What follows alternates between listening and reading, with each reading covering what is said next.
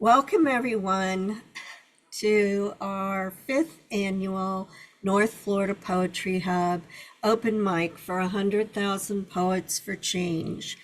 We're joining with other communities around the world this September to share the change we want to see in the world through our words and art. Whether we express hope, frustration, joy, or truth, your voice has a place here. Bring your passion, story, and creativity. This recording will be posted on our North Florida Poetry Hub chapter website, YouTube channel, and archived by 100,000 Poets for Change with Stanford University. So I would like to ask our first reader to give her presentation, Suzanne Austin Hill. So go ahead. All right, greetings to you all, and I'm pleased to be in this wonderful company of poets who are purveyors of pockets of peace. And I have 3 poems that I'd like to share with you. Not the Love Boat. Cue the music for Shirley Temple. On the good ship, Lollipop, we've all set sail.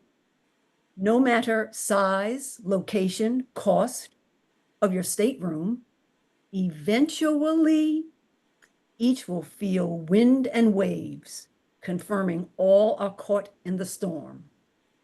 We're all sailing, regardless of the size, location, and cost of your stateroom. Eventually, each one of us will feel the rain, wind, and waves and know that we are caught in a storm. Visions for the American future. Lady Liberty stands, her stance like a bulwark, beacon aloft. She remains the symbol of our fragile, forgiving experiment, democracy.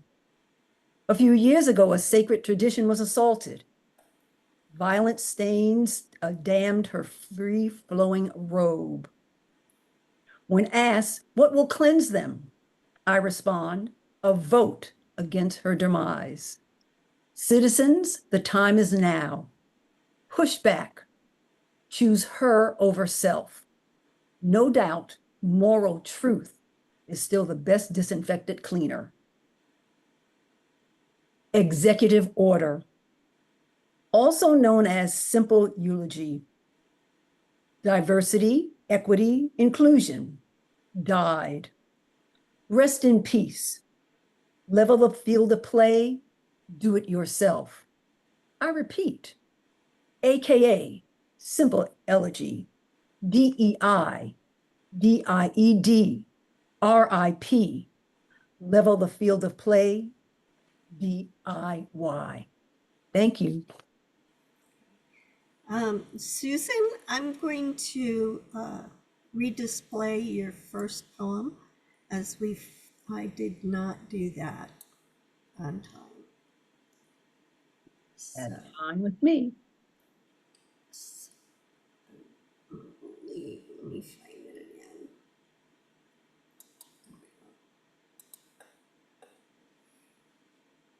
If you can read it again for us.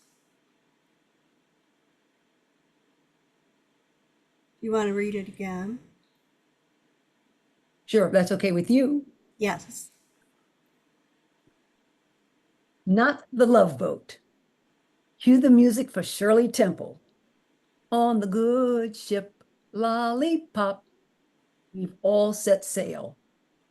No matter size, location, cost of your stateroom, eventually, each will feel wind and waves, confirming all are caught in the storm. We're all sailing, regardless of size, location, and cost of your stateroom. Eventually, each one of us will feel the rain, wind, and waves and know we are caught in the storm. Thank you.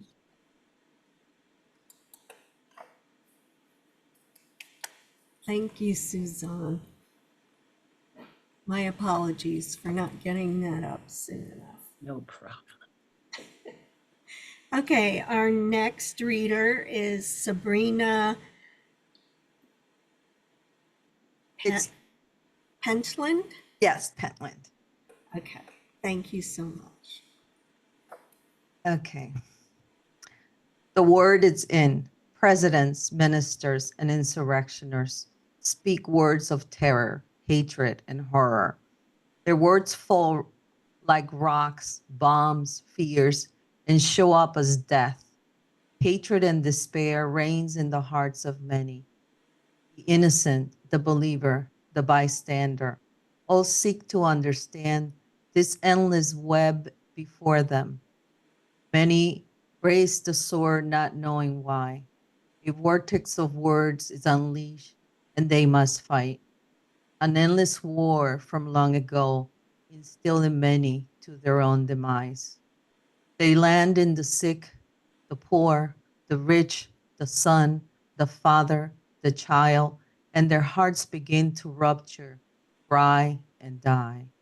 A black seed is born for all to see, carrying weapons with roots for more. Without conviction, they must continue as the streets turn red and their hearts scream.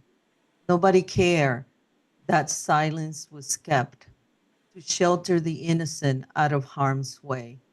Now they lie in arms with powder white faces, lifeless bodies, never to understand the currency of hatred abounds in all these regions, only to spread as all fear the same.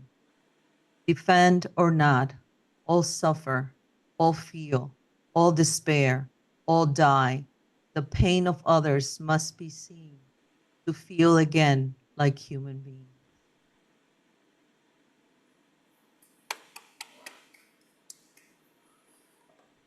Have a second one.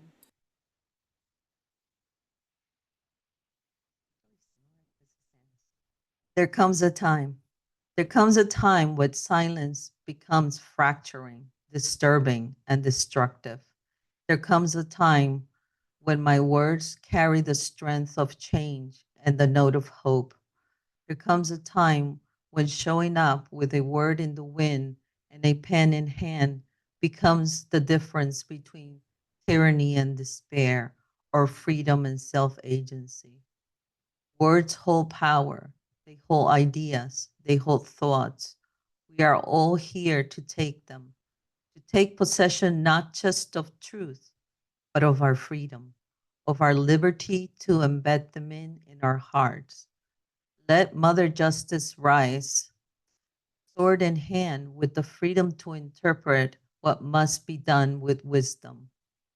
Let the ink run like rivers, not of sorrow, but of resolve. For each line drawn is a step reclaimed, a boundary redefined, a seed planted in the garden of what must become. No more shrinking in the face of false peace. No more nodding at the altar of silence. When the soul is screaming beneath the skin, we are not here to decorate cages with polite words. We are here to shatter them. We are here to breathe fire into dormant truth, to awaken the spine of a sleeping people. Because there comes a time when the voice becomes not just an offering, but a lifeline.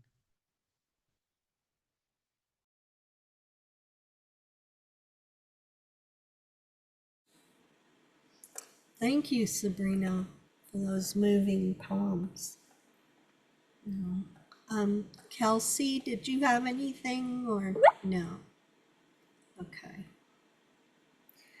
And next up is Sally. Hello, my name is Sally Constain. I'm a retired teacher and librarian, and now living in Ponte Vedra. I've been concerned about our justice system, and I expressed myself with this poem called A Fair Balance. Lady Justice covers her eyes with a tightly bound blindfold. trying to ensure results are evenly weighted. Every piece of evidence is placed on either plate of her famous judicial scales. She stands straight and still, never bending or tilting, not leaning one way or another. We depend on her due diligence, doing our part to hold her up when ill winds threaten her carefully balanced stance. My next poem I wrote a while ago, but I'm sharing it now because we're faced with a world now that has become more selfish and cruel. So I want to honor those who give of themselves for the greater good. Name of the poem is To the Giver. A while ago when I found myself at death's door, weary and worried, weak and confused, a dedicated doctor convinced me to accept your gift, your donation, your blood. O negative, just my type, positively saving my life.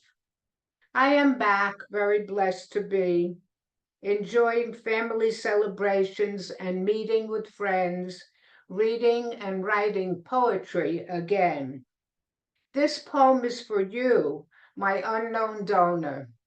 Your gift continues to flow through my veins. I pray that someday, if you find yourself in need, your good deed will be repaid in kind. Thank you.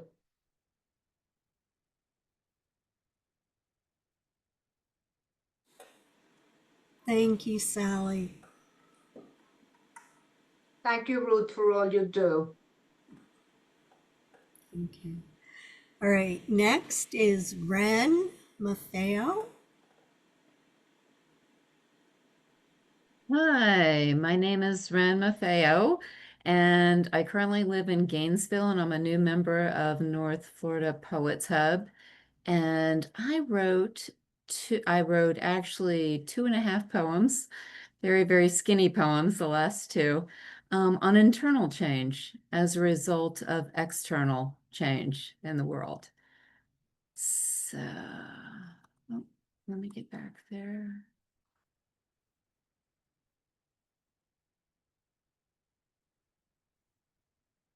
Okay. And my first poem is called Choices.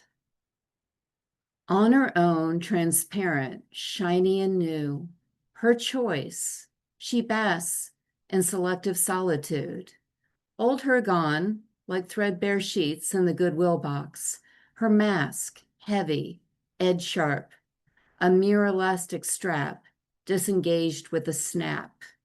She blinks, breathes. It's a disguise she mastered in their world. She wonders, was I always shadow me that I displayed? And I will pull up my next two. Okay. Get rid of this. The first skinny poem, lots of white space, is called Space. And it is all about internal awarenesses and making space for change. I called it Space. We were all stuck there. It was quite a while, stranded at the Tampa Amtrak station. Me? I didn't mind a bit. I looked out the smudged window of the train and went to eat every time they rang. I talked to people while at the table. I watched them closely and took notes when able. The handle didn't lock when I left the room. I chose to hurry back. The unsecured door made me nervous. I wondered while I was out. But the food was good and the coffee station in our hall was too. I overpacked. That is true. The bunk was hard and high in the air. I grabbed the bar and pulled myself up and up. My legs swung from my bed's tucked edge. the crisp linens spread by me. I'm quite sure the trip was more than fine, although it was a bit cramped. It's just crazy. I'm just crazy about having space. That could be it. And my last poem, and this was the same trip. I took the train up to Raleigh, North Carolina, where I was meeting my oldest daughter, who is a homeless citizen, and she has been for quite a few years. And this is a statement on society that has had a hard time making space for outdoors. And I called it Where She Lives. And this was based on a conversation that we had that I pulled a lot out of and wrote some of the pain that was in my heart. Where she lives. Over there, through the construction site. A worn North Face pack goes with her everywhere, strapped tightly across her chest. Her small world is clustered inside. No phones. You there? Is heard from other tents. A crowd is always around, but not really. She's alone out there. It's my stuff. That's not fair. But she sees only his back, and she cries. The ice cream truck is a highlight of the day. It always runs on time. No money, no ice cream again. No ice cream again today, they say. It's so sad. Here's the 20 you caged for. Have some ice cream, Charlie, with my hug. That's it.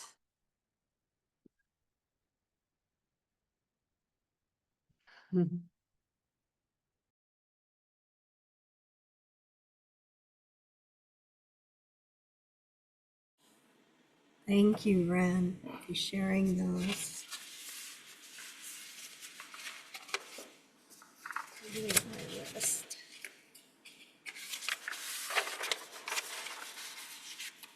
All right. Next up is Sharon Skoll.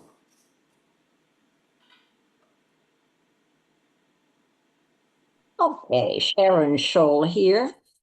I have two poems from an anthology that is one of my favorites, although it's a really old one, called Unauthorized Biographies. And I could undoubtedly get sued for some of the stuff in here, but here I'm going to read poems about two figures that are just profound and have changed in wonderful ways. Rosa Parks, ordinary tired, such weariness as slides thoughtless bones into the plaid glove of a bus seat, for miles full of freedom from compulsion.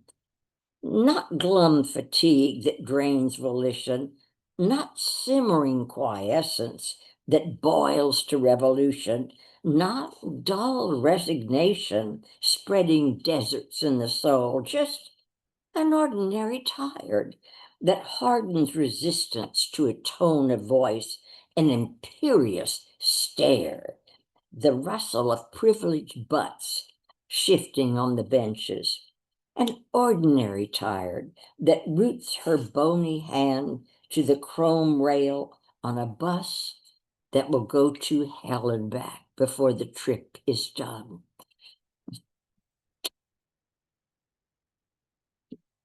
The next one is about someone you probably don't know anything about. She was a nurse in World War I who was stationed in France when it was occupied by the Germans, and she refused to just treat Germans. She treated every wounded soldier that came in, and she was shot for desertion. This is Edith Cavell. This is what I think she would have said to us. Suffering is more urgent than politics. Life is more significant than victory. Mercy is more valuable than patriotism. Assistance is more honorable than prudence. Action is more effective than sympathy. Pain is more pressing than identity. If these things are not obvious, your God is too small.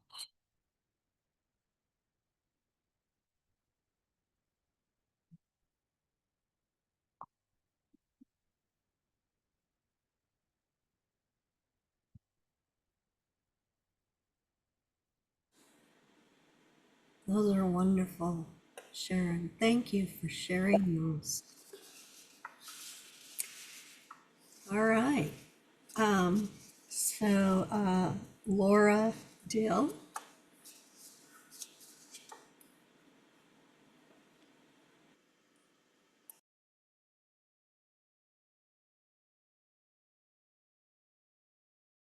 Hello, I'm Laura Dill. I'm a multidisciplinary artist, poet, and photographer living in Jacksonville, Florida. Today, I want to share 3 diptychs from my Resilience Project series exploring sexual violence, gun violence, PTSD, and resilience.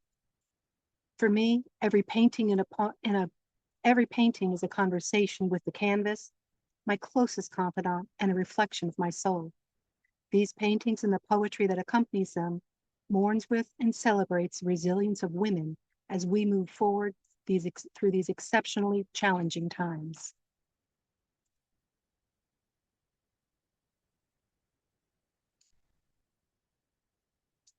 The first piece I want to share is Aftermath, an acrylic portrait of a survivor.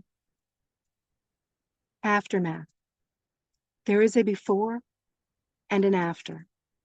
In the moments, days, weeks, months, and years after, women wear our trauma. Sometimes it is a fleeting shadow, carefully compartmentalized, efficiently replaced with a calculated smile, a haunting reminder of before.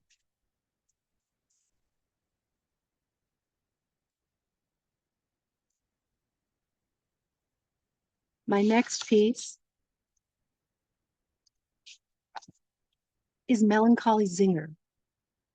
This is an abstract acrylic about the shattering of self by violence. Melancholy Zinger. When the words are too painful, I swallow them with paint. When the words will not come, images emerge like excited utterances, refusing to be denied. When the words are too painful, I swallow them with paint.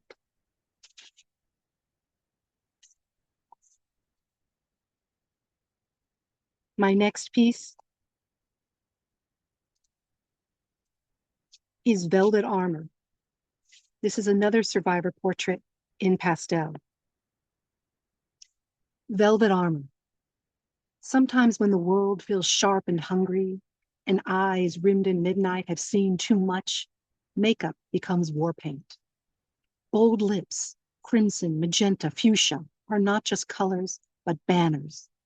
They are her voice she will not let be stolen, weaving the first threads of hope. Her cheeks may be brushed with the subtlest of pink, but in her mind, they are pussy pink.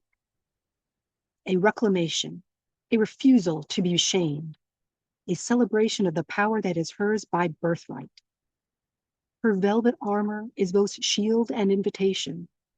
Come close, but know that I am not defenseless. I am the dawn after the longest night, transforming darkness to possibility with every breath.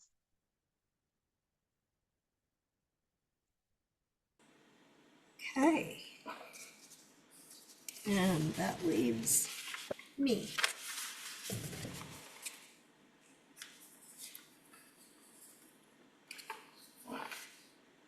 Let me find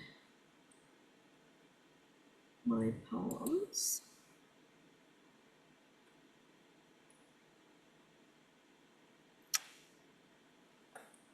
All right. This one does not have a title.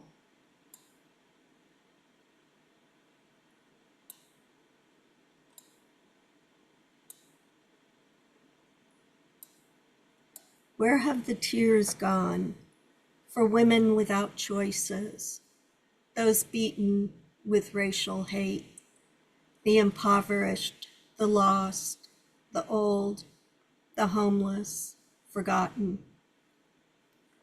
Where has caring gone for the ones living with bombs, war-shattered homes, no semblance of hope, father lost during the night, nowhere to go, a child's empty stomach, sleeping in corners under boxes, in cold darkness, shivering. Where has our humanity gone?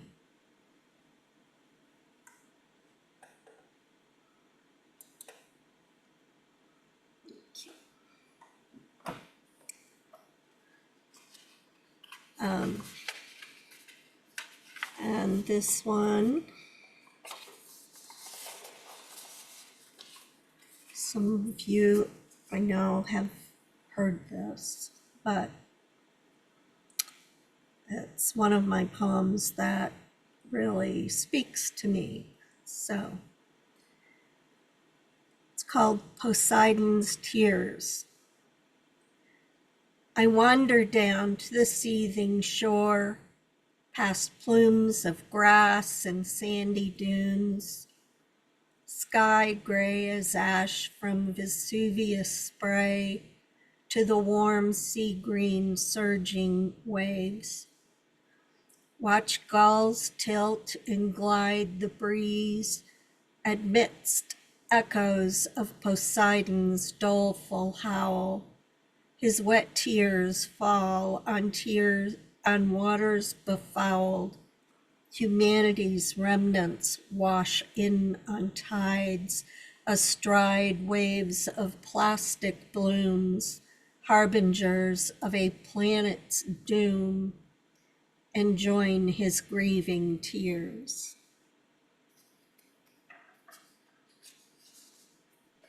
That's pretty subtle for the rhyming. It doesn't push it at all. It's just really nice. Yeah, yeah.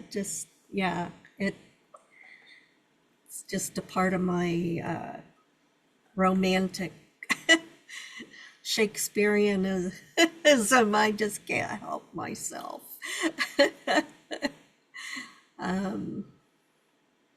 Okay. And hopefully I can call this one up.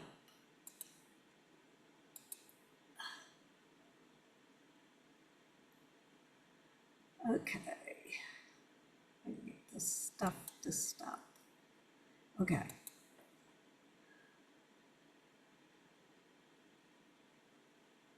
Done list. January chaos, Doge and offensive pardons, February layoff and US aid end, March market crash, Ukraine shafted, April tariffs and deportation blues, May ice raids and Alcatraz remodel, June big beautiful bill debacle, July gerrymandering Texans, August Epstein files and hiding, September vaccines under fire, Epstein's friends remain unnamed, 39 to go.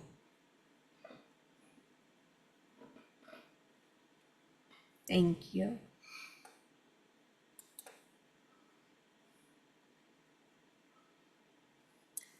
And that concludes our poetry reading for 2025. Thank you everyone for participating again.